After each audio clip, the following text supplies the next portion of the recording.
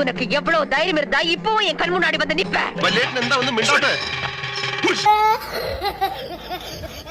എനിക്ക് എന്തോ നഗലേട്ടാ, എനിക്ക് എന്തോ ഉണ്ട്, എനിക്ക് എന്തോ ഉണ്ട്. കൊല്ലാതിരിക്കാൻ പറ്റുമോ? Hi everyone.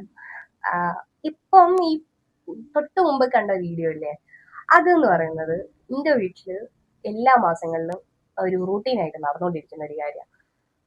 ഇതിന്റെ സ്ക്രിപ്റ്റ് ഇവർ എൻ്റെ വീട്ടിൽ CCTV വെച്ചിട്ടാണ് എഴുതിയെന്ന് വരെ എനിക്ക് ഡൗട്ട് ഉണ്ട്. കാര്യം എന്താ വെച്ചാൽ അതിൽ പറഞ്ഞിട്ടുള്ള പെൺകുട്ടി ഞാനും, അതിൽ പറഞ്ഞിട്ടുള്ള ആ ആൺകുട്ടിയുടെ റോൾ ചെയ്തിട്ടുള്ള പുള്ളിക്കാരൻ എൻ്റെ ഹസ്ബൻഡ് തന്നെയാണ്. ഞങ്ങളുടെ വീട്ടിൽ ഇങ്ങനെ തന്നെയാണ് നടക്കാറ്.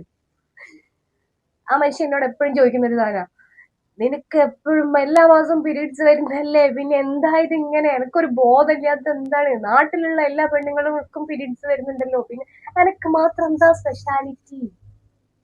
നമ്മള് സ്പെഷ്യലാണ് ബിക്കോസ് നമ്മളൊക്കെ ഒരു യുണീക്ക് ക്രിയേഷൻ ആണ്. ഞാൻ എപ്പോഴും പറഞ്ഞ് മനസ്സിലാക്കിയത് ഞാനെന്ന് പറയുന്ന ഒരു യുണീക്ക് ക്രിയേഷൻ ആണ്. പക്ഷേ ജോസഫാട്ട് റിയാലിറ്റിയിലേക്ക് വരുവാണെങ്കിൽ ഇങ്ങനത്തെ സാധനങ്ങൾ എല്ലാവർക്കും ഉണ്ടാവില്ല. മൂഡ് സ്വിങ്സ് ഉണ്ടാവും, ഭയങ്കര കരയാനായിട്ട് തോന്നും, ദേഷ്യം ഉണ്ടാവും, അൺകൺട്രോളബിൾ ആയിരിക്കും നമ്മുടെ ദേഷ്യവും കാര്യങ്ങളൊക്കെ.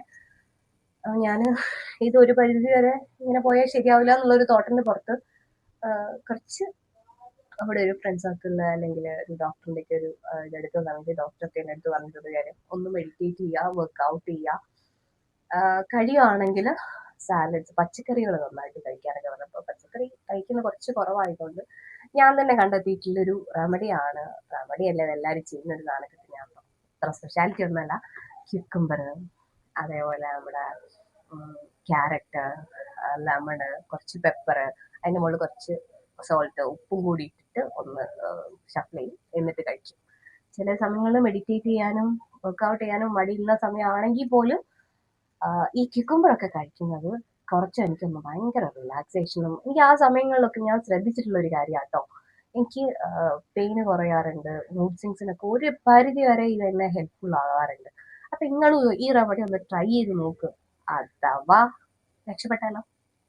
ചിലവർക്ക് ശരിയാവും, ചിലവർക്ക് ശരിയാവില്ല, അത്രയേ ഉള്ളൂ. അപ്പോൾ വീഡിയോ ഇഷ്ടമായിട്ടുണ്ടെങ്കിൽ like, comment, share and subscribe. Thank you so much.